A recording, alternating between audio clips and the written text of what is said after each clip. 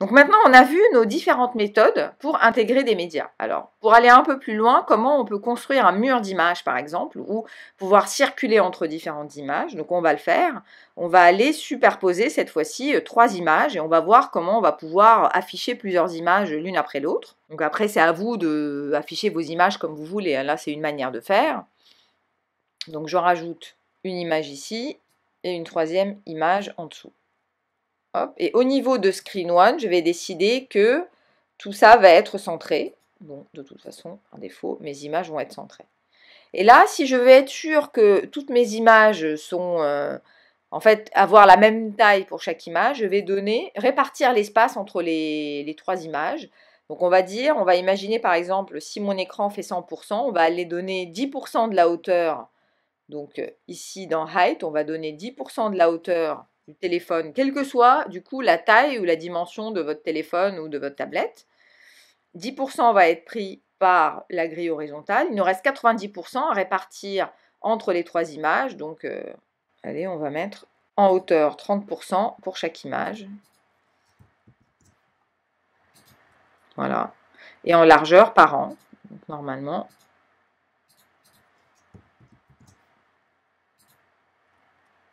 avoir des images qui vont s'afficher de manière identique.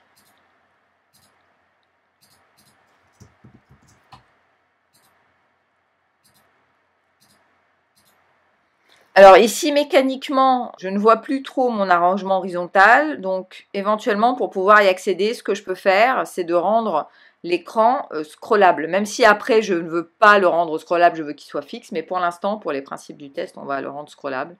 Comme ça, on va pouvoir accéder au contenu qui est en dessous. Donc, si maintenant je veux afficher ma première image jointe, par exemple, ici, donc je vais afficher Skate 1 dans la première image, Skate 2 ici, Skate 3 ici. Il faut que je crée une règle, en fait, pour pouvoir accéder à ces images. Donc, le mieux, c'est que je les range dans une liste. Donc, une liste, c'est ce qui nous permet de stocker plusieurs données et que je puisse accéder à cette liste à partir du bouton image jointe.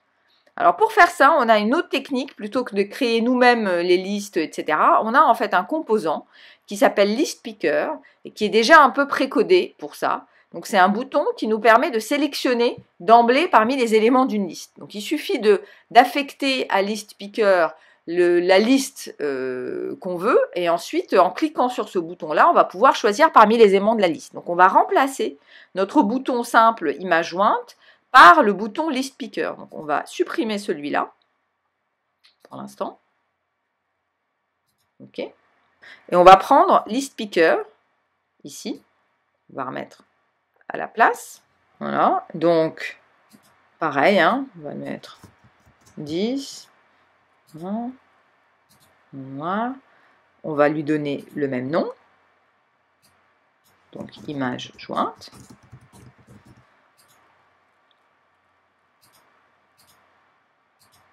Voilà. Donc pour vous, pour l'apparence ni vue ni connue, mais le comportement va être différent. Et on va aller le coder dans la partie bloc. Alors comme j'ai supprimé le bouton image jointe, le code qui est associé a disparu. Donc il faut qu'on le recrée. Alors comment marche List Picker? D'abord, il faut qu'on crée notre liste. Donc on va créer d'abord une liste, une variable liste, dans laquelle on va stocker nos 3 images de skate. Donc je vais initialiser une variable que je vais appeler liste image jointe, par exemple, je sais. Et je vais créer une liste, donc make a list, avec 3 items dedans.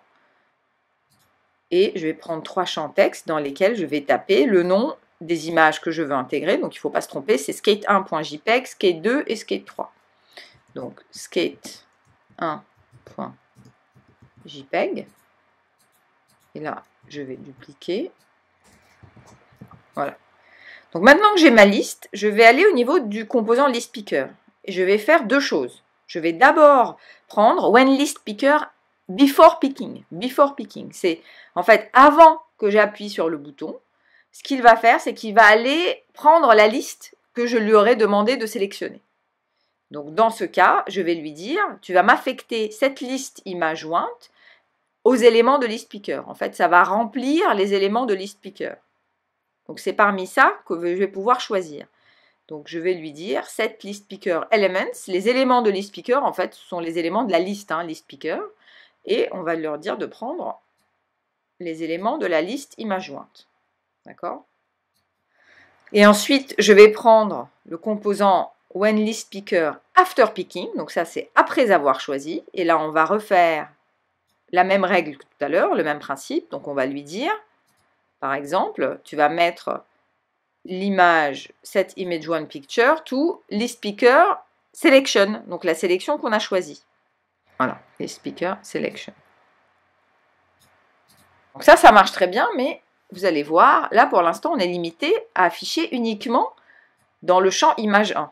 On va le tester tout de suite. Hein.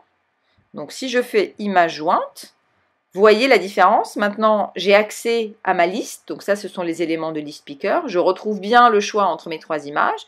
Je vais prendre Skate 2 par exemple. J'ai Skate 2 qui s'affiche. Mais si je veux afficher Skate 3, ben, il remplace en fait Skate 2 par Skate 3 dans l'image 1. Alors que moi, ce que je veux, c'est qu'il affiche la première fois que je sélectionne l'image, qu'il affiche ici, la deuxième fois ici, la troisième fois ici.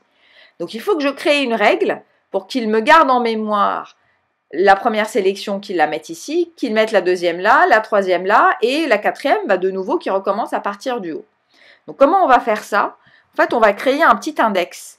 Et on va lui dire, en fonction de l'index, donc si l'index est égal à 1, tu vas me mettre l'image que j'ai sélectionnée à la place de image 1. Et puis là, je vais rajouter 1 à l'index, donc index égale à 2.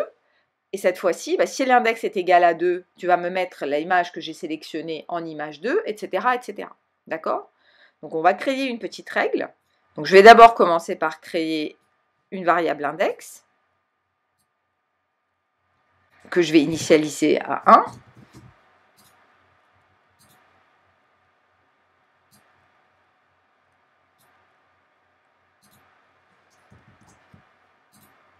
Et ici, on va créer des conditions simples. Hein. On va dire par exemple, donc si, ici, quand je clique sur ma sélection, si l'index est égal à 1, d'accord? Au début, il est égal à 1. Donc si l'index est égal à 1, à ce moment-là, tu vas me mettre l'image que j'ai sélectionnée à la place d'image 1. Et tu rajoutes 1 à l'index pour faire progresser et qu'on puisse passer à l'image 2. Donc à ce moment-là, on va dire, je rajoute 1 à l'index, donc je vais faire set global index to index actuel, donc plus 1. S'il était à 1, il passe à 2. S'il était à 2, il passe à 3. D'accord? Ensuite, alors là, comme j'en ai que 3, je vais faire manuellement. On va lui dire, si else if, donc autre condition, si l'index est égal à 2,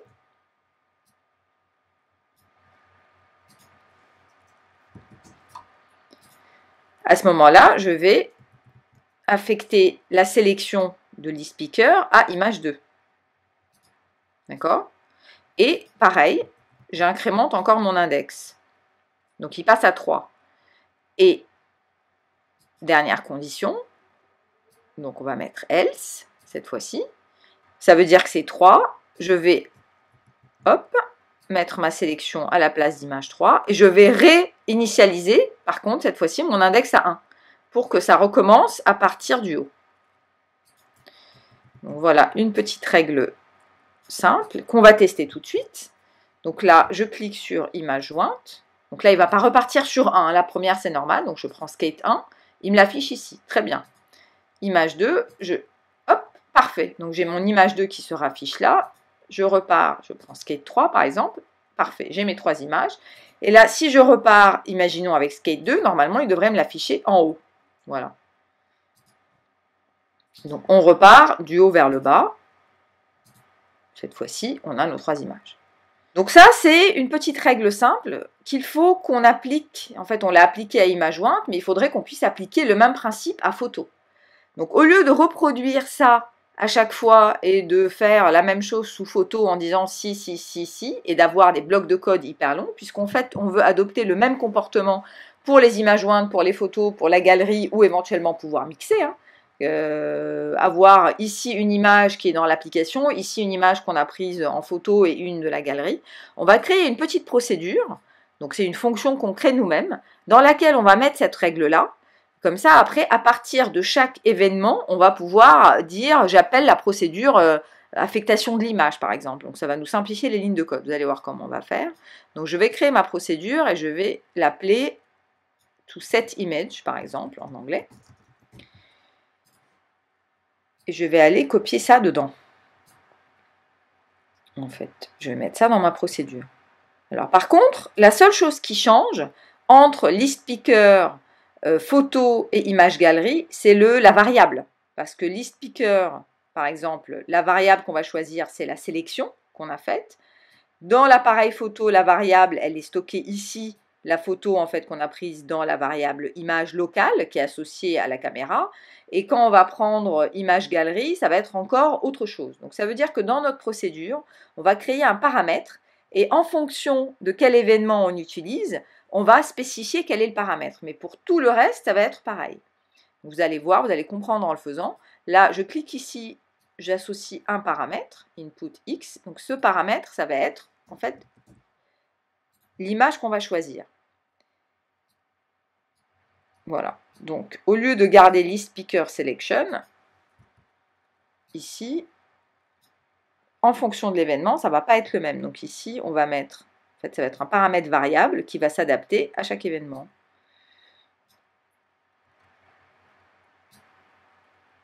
Voilà, et vous allez voir comment ça va être du coup à ce niveau-là. Donc ici, on va appeler la procédure qu'on voit ici. Donc je vais faire callSetImage. Et cette fois-ci, je vais lui dire, dans le cas de listPicker, l'image, tu vas aller chercher en fait la sélection qu'on avait faite dans listPicker. Alors, je ne sais pas si ce qui pose problème, pourquoi j'ai un... Je vais peut-être changer le mot image pour, voilà. Source image. Voilà. Hop, exactement, pour qu'il n'y ait pas d'erreur entre cette variable et cette variable. Donc, on va l'appeler source image ici. Au niveau de caméra, voilà. On va aller lui demander, on va remplacer juste cette ligne-là qui nous affecte l'image à image 1. On va la remplacer par notre procédure. Pareil. callSetImage. Et cette fois-ci, la source de l'image pour la caméra, hop, c'est ça. Et pour ImagePicker, on va faire la même chose. Donc, on va enlever cette image1picture. On va appeler notre procédure. Et cette fois-ci, la source de l'image, ça va être la sélection.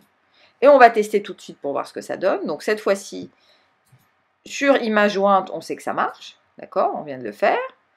On va changer pour voir. Hop. Maintenant, je vais sur photo. Donc je vais prendre une photo. Ok. Vous voyez, ma photo, elle s'affiche en 3. Donc ça se fait au fur et à mesure. Par contre, effectivement, les dimensions ne sont pas les mêmes. Donc ça, c'est des choses qu'on peut ajuster, comme je vous l'ai montré, avec hauteur, largeur, etc.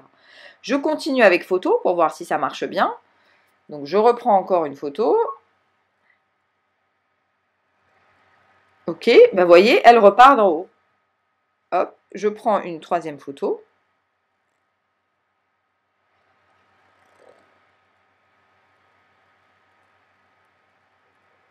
Ok, et là voilà. Donc là, j'ai mes 3 photos. Je repars sur image galerie. Par exemple, je vais prendre cette photo-là. Donc, hop, parce que j'étais arrivée à 3. Hop, je repars de 1. Et hop, après, je vais arriver en position 2. Donc voilà, j'ai mes 3 photos par exemple. Donc on peut faire exactement la même chose au niveau de l'écran 2. On peut mettre 3 WebViewers. Par contre, ce qu'on va faire, c'est qu'au niveau de WebViewer, il faut donner 3 sources URL différentes. En tout cas, je vais vous montrer qu'on peut très bien afficher ou superposer 3 WebViewers différents et des images et réajuster la taille des images. Alors, écran 2, pour passer vers l'écran 2, il faut créer le code. On a oublié de le faire, donc on va dire, quand je clique sur écran 2, effectivement, je vais dans Contrôle et je vais lui demander d'ouvrir un autre écran, donc Open another screen, et je tape le nom de l'écran. Donc ici, mon écran, il s'appelle Screen2. C'est le nom qui est là, hein, donc c'est screen to. Il ne faut pas se tromper non plus. Voilà. Donc je clique sur écran 2. Voilà mon écran. Donc ici, je peux faire la même chose. Je vais prendre 3 web viewers. Et voilà. En fait, là, ils vont s'ajuster automatiquement, mais on peut pareil faire 30%, 30%, 30%, comme on a fait pour nos images, pour créer, vous pouvez mettre autant de web viewers que vous voulez, en fait. On va prendre, pour le principe ici, la même URL qu'on va mettre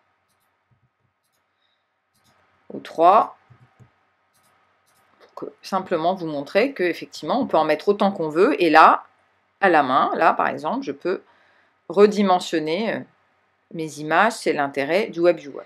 Dernière chose, on va voir là comment garder la persistance de mes images. Donc il faut que je les sauvegarde, parce qu'en fait ici, je suis revenue sur mon écran 1, mais comme je n'avais enregistré nulle part tout ce que j'avais affiché, bah, ça a disparu, tout simplement. Donc il faut que je rajoute une base de données. Donc là, dans notre cas, le mieux, c'est d'utiliser Tiny Database. Donc il faut qu'on rajoute ça dans la partie designer, si on veut sauvegarder les images et ne pas passer notre temps à aller chercher des images.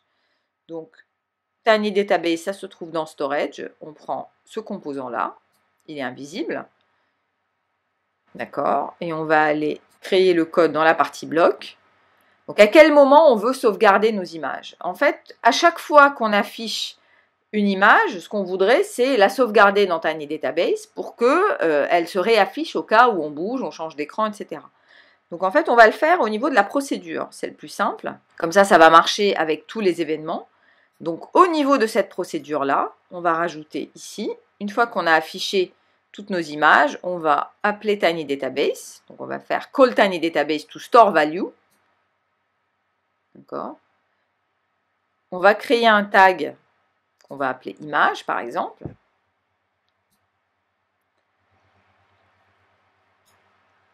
En fait, qu'est-ce qu'on veut enregistrer? Ce qu'on veut enregistrer, nous, ce sont les 3 images qui se sont affichées dans image 1, image 2, image 3. Donc, en fait, on va créer une liste. Le plus simple, c'est de créer une liste dans laquelle on va stocker momentanément l'image qui est là, l'image qui est là et l'image qui est là. On va la mettre dans Tiny Database. On va pouvoir les récupérer. Donc, il faut créer de nouveau une variable, mais ce n'est pas la même chose que liste image jointe. Hein. Cette fois-ci, c'est une, on va dire, c'est la liste des images affichées, si on veut se distinguer les deux. On va l'initialiser comme une liste vide. D'accord? Et ce qu'on va faire ici, c'est qu'on va rajouter, en fait, ces 3 éléments-là, image 1 picture, image 2 picture, image 3 picture, à notre liste des images affichées. Ok? Donc, soit on fait add items to list, d'accord? Et on rajoute nos 3 éléments. Soit de manière, on va dire, un peu plus directe et simple dans notre cas, on les ajoute directement ici, on crée une liste à ce niveau-là, value to store. Ok. On met nos 3 items dedans. Et à l'initialisation de l'écran, on les stocke dans notre variable image affichée. Vous allez voir. Ici, je vais aller chercher. Donc, c'est image 1 picture, image 2.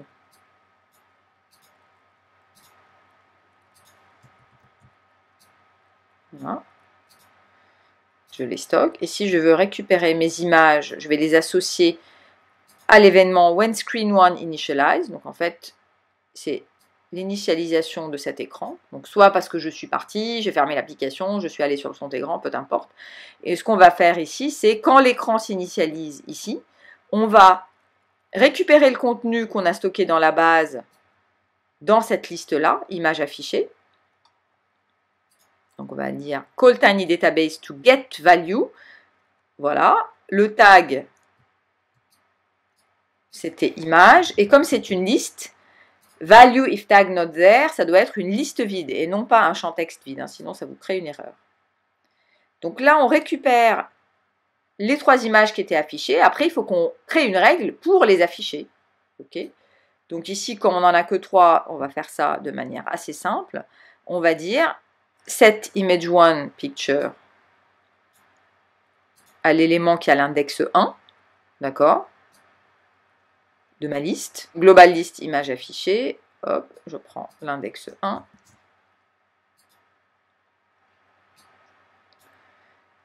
Au niveau de l'image 2, je prends l'élément de la liste qui a l'index 2. Et pareil pour image 3. Et normalement là, on doit pouvoir garder en mémoire les dernières images qu'on a choisi d'afficher. On va tester ça tout de suite. Donc je repars sur image 1 par exemple, je prends skate 1. Ensuite, je vais prendre une photo, ok. Et ensuite, je vais prendre une image de ma galerie. Voilà. Donc effectivement là, c'est pas très esthétique parce que j'ai pris des images qui n'avaient pas les mêmes dimensions, mais ce n'est pas très grave, c'est pour le principe. Je pars sur l'écran 2. Voilà, je retrouve mes images de tout à l'heure. Et cette fois-ci, je repars de nouveau sur l'écran 1. Et normalement, là, je devrais récupérer mon écran avec les 3 images telles que je l'ai quitté. Voilà, je retrouve bien mes images parce que, effectivement, grâce au fait de les avoir stockées dans Tiny Database et de les avoir récupérées à l'initialisation de l'écran, cette fois-ci, j'ai bien mes images qui s'affichent. Donc, on a fini notre petit exercice. Alors, on va le finir de manière un peu plus... afficher des images qui sont un peu plus cohérentes, que ce soit un peu plus joli. Et voilà, donc on a fini notre application mur d'images. Donc comme je vous l'avais dit au début, ce n'est pas une application complète en tant que telle, c'était plus un exercice pour vous permettre de comprendre quelles sont les différentes manières d'intégrer des images, comment on peut les combiner entre elles, comment il faut penser à utiliser des listes et Tiny Database ou d'autres bases pour les sauvegarder et récupérer ces images. Maintenant, le reste, c'est à vous de jouer, à votre imagination et à vous d'imaginer ce que vous voulez en faire. À bientôt pour un prochain tuto dans la série médias, donc comment intégrer des médias à votre application.